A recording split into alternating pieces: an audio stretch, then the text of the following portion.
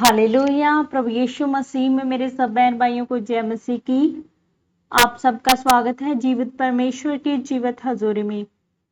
आज की इस वीडियो में हम परमेश्वर के पवित्र वचन को मेरी भविष्यवाणियों की पुस्तक में से पढ़ेंगे, जो कि परमेश्वर के दास प्रेरित अंकुर यूसुफ निरूला जी के द्वारा लिखे गए हैं।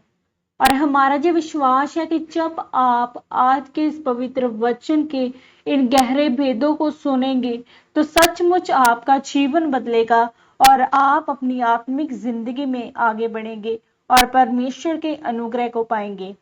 तो चलिए विश्वास के साथ इस पवित्र वचन को सुने। आज का वचन, रात की प्रार्थना का रहस्य। जैसा कि परमेश्वर के पवित्र वचन प्रेरितों के काम 16 अध्याय उसके 25 वचन में लिखा हुआ है, आधी रात के लगभग पौलुस और सिलास प्रार्थना करते हुए परमेश्वर के भजन गा रहे थे और कैदी उनकी सुन रहे थे।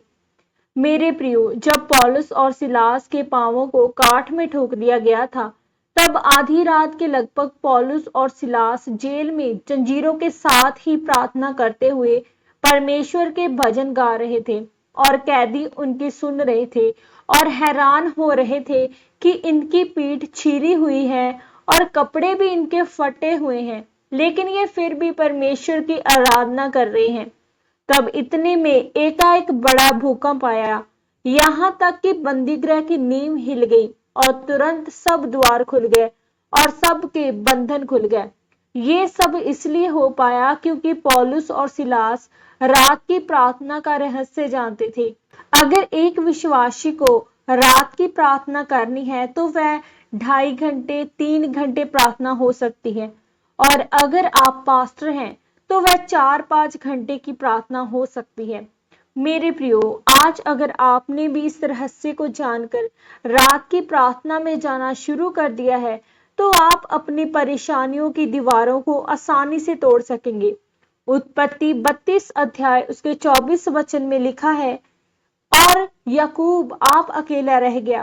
तब कोई पुरुष आकर पौ फटने तक उससे मल्लयुद्ध करता रहा।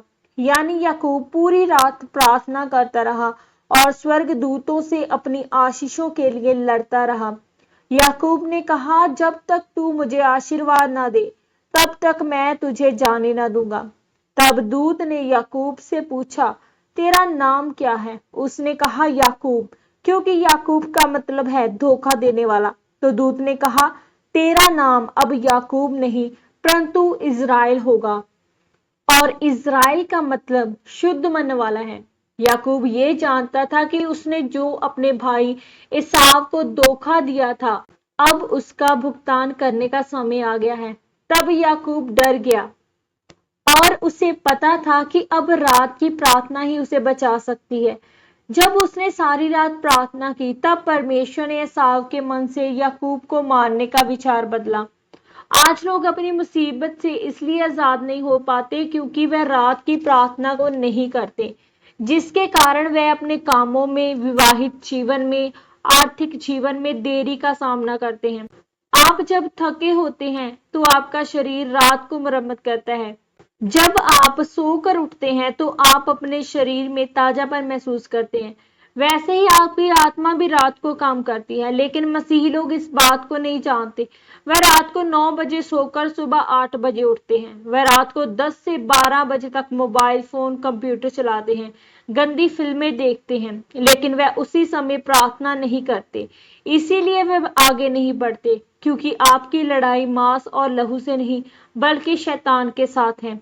इसीलिए मेरे प्रियो, अगर आप अपनी जिंदगी में कामयाब होना चाहते हैं तो आपको रात की प्रार्थना को शुरू करना होगा, ताकि जो आशीषें परमेश्वर ने आपके लिए रखी हैं उसे आप ग्रहण करने पाएं। आमीन। आइए हम मिलकर इस सामर्थी प्रार्थना को करें। सर्वशक्तिमान परमेश्वर, इस वचन के लिए मैं आपका धन्यवाद करती हूँ और प्रार्थना करती हूँ कि परमेश्वर मैं अपना आलस छोड़कर रात की प्रार्थना में जाऊं और अपनी आशीषों को लेने पाऊं। प्रभु यीशु मसीह के सामर्थी नाम में, आमीन। आज के इस पवित्र वचन के द्वारा परमेश्वर आप सबको आशीषित करे।